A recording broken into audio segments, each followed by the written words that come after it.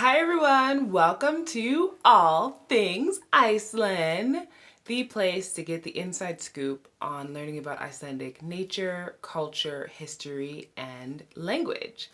My name is Jules, and today I'm going to be talking about an awesome topic, basically bucket list worthy activities to do in Iceland, which there are many, but I did narrow it down to these 10 because obviously I could go on forever, but I don't want to make a very long video. And also these 10 are just a great list for you to start with and then potentially explore or find out about other awesome bucket list worthy activities to do in the country. And just know that I just put these in random order. All of them are amazing to do. Before I jump into it, if you haven't already, make sure you're subscribed and hit that notification bell so you don't miss out on future videos like this one. The first one is a cave tour. And I actually made this kind of broad on purpose because it can include going into a beautiful ice cave, which I've been into many of those, and it's so amazing when you go in and you see like ice all around you, and sometimes it has like a beautiful blue color. Other times you might see lines of what looks like dark sand basically going through it, and that can be ash from a former volcano eruption. There's just so much beauty just in ice caves, and one thing to note, of course, is that they are seasonal just in terms of availability. Most of the time in the winter is when you'll find that ice caves are being advertised, even though technically a glacier is around all year long. So you could go into an ice cave in the summertime, but they just might be more volatile in terms of changing more often and can become more dangerous easier. So going, of course, with a guide is very important. But an ice cave in the winter, if you are able to do that, is an amazing experience. Like, some of my best memories actually come from being in ice caves. So another type of caving tour you can do here is one into a lava cave. And of course, Iceland being the volcanic island that it is, having, potential eruptions coming in the future and many of them in the past, there are caves that have formed from these eruptions, and some of them are absolutely stunning. The colors in there can range, the formations can range. Recently I went on a cave tour and ended up seeing what looks like stalagmites, and maybe that's what they are called when they're made of ice even still. But basically they look like icicles from the floor, and it was just coming up, and it was super cool and literally cold. And that's because according to the guide, the temperature, or at least the season in the cave, is one season behind what the current season here is in Iceland. So summertime here basically is winter in the cave. So I thought that was really fun. And also you just learn a lot about Icelandic eruptions and lava, and you see different types of rocks and maybe different minerals that are available. As well as in a lot of the caving tours, there are stories that have to do with people who were outlaws in Iceland trying to run away, from the authorities or whatever, or stories of trolls and different types of mythical creatures. So along with this just natural phenomenon, you also get the phenomenon of mythology or fascinating history in Iceland. The second bucket list worthy activity for sure is the Northern Lights and trying to see those.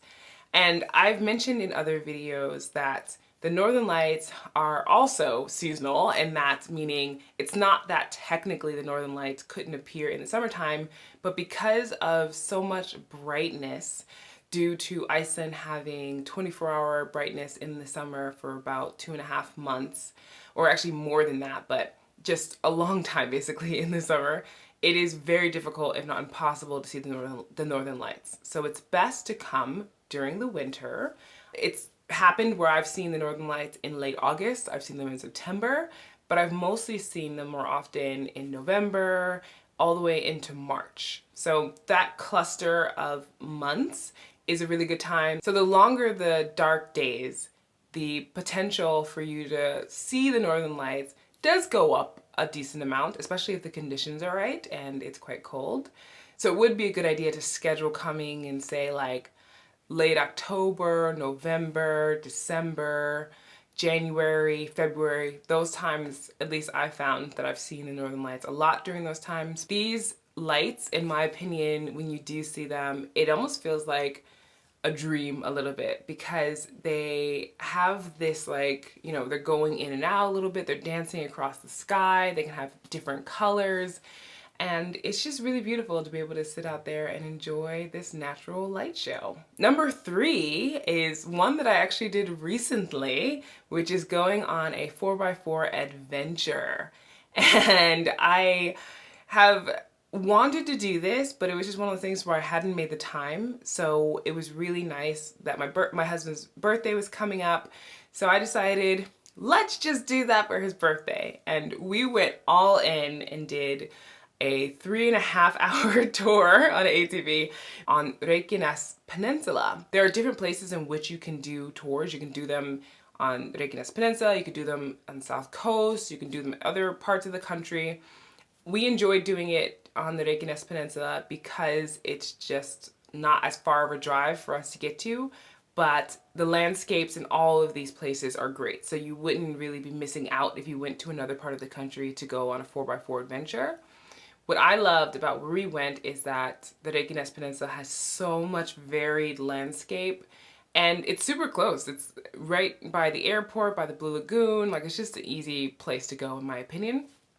And you get to see parts of the country that you wouldn't be able to see on your own, mainly because you wouldn't know how to get there. Also, most cars can't access these roads. Maybe it's that, like, they're really narrow, just specifically made for the ATV, or the gravel, or it's just off-roading, meaning like it's a set track, but it's not paved, so it's not something that would be suitable for the majority of cars to get to. And then walking, you'd have to walk a ton just to see these, whereas in this vehicle, it's so much more simpler.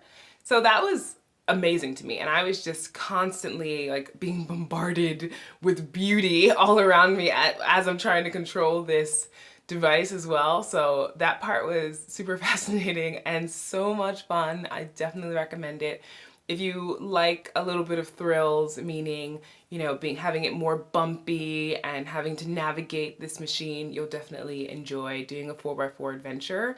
And like I said, you just get to see parts of the country that you wouldn't have access to otherwise, because a lot of these places are off limits and only allow people who have permission to be able to go there. The 4th activity is whale watching, which can be really fun, especially since you are getting close to creatures in the water that are just so majestic. And to be honest, it's a little bit like, whew, these are huge animals and they just navigate so well in the sea, of course, because they were built for that. But it's just really beautiful to be able to see that in person. Like, I've watched plenty of National Geographic videos and things like that, but when I first saw a whale and it diving underwater and you see like its fin coming up, it's just one of those moments that you really hold close and you remember for a long time, if not forever, just because it's like, that is so cool. And in Iceland, Húsavík, which is now the star of like Star Town because of the Eurovision movie by Will Ferrell and Rachel McAdams, the Húsavík is known as the whale watching capital of Iceland. However, you can see whales on tours from Reykjavik and other parts of the country. I went in Húsavík and I had a great time doing it there with a company called North Sailing. And it was just one of those like, yes, so cool. And I think, you know, what's so funny about it too is that there were a lot of kids on the boat with us. And that's what made it more interesting, was that the kids, when they saw the whales, they were like, oh my gosh, you know, it was just like super cute and so exciting that it made me more excited about seeing them. And we also happened to be quite lucky. We saw dolphins that day. I think it was like 3 or 4 dolphins that were jumping up into the air and playing around, just being their cute dolphin selves, like kind of what you hear about dolphins. But these were in the wild and not, being fed anything to do these tricks. They just off in the distance decided they were just gonna give us a little show, and that was amazing. So I definitely recommend going whale watching. The fifth activity is actually two of them because they specifically happen on a glacier, and I feel fortunate that I've had the opportunity to do this a bunch of times, basically. And that has to do with a glacier walk and ice climbing. So on a glacier walk, most companies, if they have like a combo here where you can do glacier walk and ice climbing, or you could do glacier walk on its own. Both of those are fun activities separately, and of course together you get like, boom, awesome combo. Just my opinion. But that also depends on the individual and what you're looking for. Glaciers in Iceland, unfortunately, are melting at an alarming rate. So they're not going to be around forever, especially if climate temperatures continue to rise. They're going to melt even faster.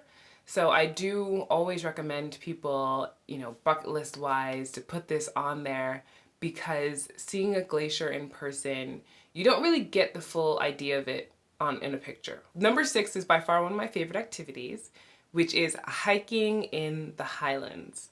Now, there are hiking opportunities in many places in Iceland, so don't think hiking the Highlands is the only one that you should put on your list, but I feel like it's just one of those experiences that has solidified why I love Icelandic nature, and I also feel called back to do it. So I've had the opportunity, and I feel super fortunate to have been able to go hiking in the Highlands for 9 days at a time, for 3 days at a time, just doing as much and trying to absorb as much as possible.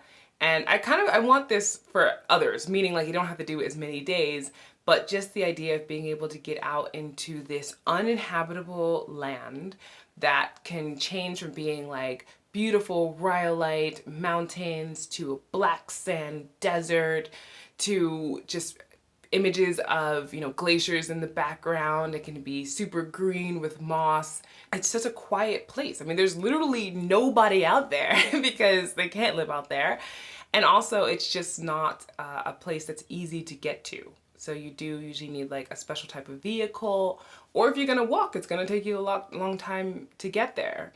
So that to me is special because you can really just like close your eyes, like let yourself be present in the moment in this beautiful, untouched place. Number 7 is another one that's great for pumping up your adrenaline, but is still safe for all types of individuals, which is snowmobiling. And this one's a lot colder than some of the other activities, but super fun. And just like with ATVing, they give you the appropriate clothing in order to be able to go on this tour. You should wear some warm things, but they give you like overalls to put on. And as you're going out onto the glacier, again, kind of similar to being out in the Highlands or on an ATV tour, you're just out there on your own. There are maybe people like just in your group and the guide, but other than that, there's no one out there. And this is so cool. So from some glaciers, you can see the sea. From some of them, you can go further up on the glacier and have a view of all the beauty that is the glacier itself, or faraway mountains and things like that. And I love doing this one because it's just a different part of the landscape that a lot of people don't have access to, and gives you the opportunity to appreciate Iceland's beauty from a different angle. Plus, it's just really fun to drive a snowmobile, in my opinion. I'm one of those people that's like, yes, let's go, because I love doing those types of activities. So if you're also like me, I think you would like this a lot. Number 8 is snorkeling in Silfra.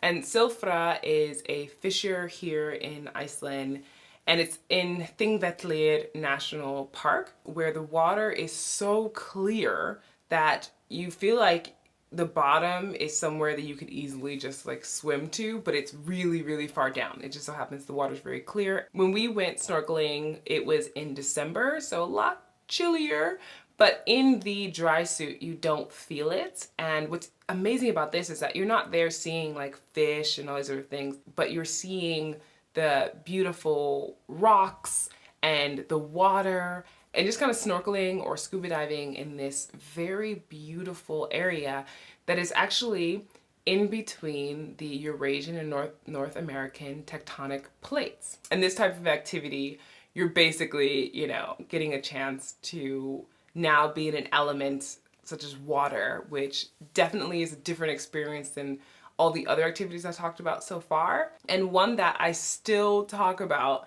to this day, even though I did it 5 years ago. Number 9 is bathing in a hot spring. There are a lot of hot springs or natural baths around the country where it is safe for you to bathe in them. Sometimes it ends up being where there's places there's natural hot springs, it's way too hot. Don't take the chance of just going into one if you see it without knowing the temperature or knowing if it's safe, because you can burn yourself. But there are plenty, like I mentioned, of places where they've been marked. People have talked about them, and some of them are like in the West Fjords, some of them are nearby to Reykjavik. I've been to hot springs where there's no changing room, or at least it's outside, and there's no shower, and I've been to others where they've set up a shower and there is an inside changing room, to ones that are an actually full-on facility where you have to pay to get in and all this jazz, and there's, you know, lockers and whatever else. So it really varies in Iceland, and I like the combination of all of them. Hot spring bathing, I feel like, is one of those things where you can't do everywhere in the world, so it's definitely bucket list worthy. And here, a lot of the times, the hot springs are in places that have great views, so you're not just getting a natural hot spring and staring at a wall or something. You usually get like in a fjord, or if it's one of the more well-known ones, you might be staring at like the sea views or gorgeous mountains, whatever else. There's just ample opportunity to relax in naturally warm water and take in all of the sights. So I definitely recommend that. Make sure to pack your bathing suit and a towel if you're going to be potentially going to a hot spring that doesn't have any facilities, because you're going to need to dry off afterwards. Number 10 is seeing puffins. And I saved this one because puffins are so cute. And to the point where, like, every time we go to a place where I know that puffins are nesting, I always want to go and check them out, because they're just such docile creatures that are adorable looking, and it's so bizarre to me that they don't seem startled when you're, and I never go too close, of course, and I recommend that if you do go to a place where puffins are nesting, which they're only doing that in the summertime for a specific amount of time, so you can't see them all year in Iceland. During the other months when they're not nesting and, you know, helping their little ones to be able to survive, they're out at sea living, so they can like live on the water out at sea, fishing and doing whatever else, surviving. But they come to Iceland, and they go to other places as well, in order to nest. And I've gone specifically to Lautrabjarg in the West Fjords in order to see them, but there are other places that you can see them. And when I went, we literally got so close, which was, you know, on the path still, but being able to see the puffins, and they were just looking at me like, hi, you know, like just like not a care in the world, building their nests. They're seeing me, I'm seeing them, we're all being respectful, just chilling out. And it was amazing. Now, granted, there are many variety of birds to see in Iceland, so it's not just puffins that are the most interesting, I'd say. But in my opinion, they come across as the cutest. Sorry to say other birds, but that's just the case, at least for me. And if you're a bird lover, bird watcher, Iceland is definitely a great place for that. If you're just like me, one of those people who's not necessarily an enthusiast about bird watching, but would like to see a very unique looking animal, then coming to Iceland to see puffins, I think, is a legit thing. And it's really just fascinating. I've taken a lot of pictures and videos over the years, and I still will continue to do so, of course, in a respectful way and at a respectful distance. I'd love to hear if you're excited about doing any of these activities that I have listed For people who want to check off stuff on their bucket list or are just excited about coming to Iceland and want some ideas about things to do, definitely let me know in the comments which ones you're excited about potentially doing in the future. If you have done any already, which ones have you done? I'd love to hear that. And what else is left on your list? Maybe there's some other bucket list things you want to do here that are really fun. And to help people like you who plan to visit Iceland, I actually have the Ultimate Packing Checklist, which is a free guide for you to download. You can check in the description box below for that in order for you to know, and I cut it up into summer and winter checklists, so you have all the essentials for that, and then any extras that you might be able to fit into your bag.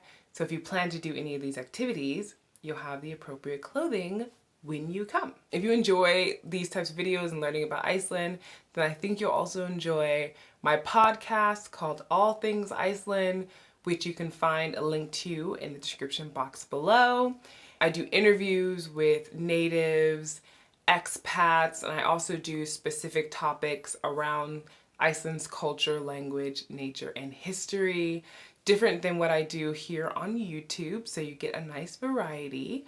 As always, thank you for watching, and I will see you in the next one.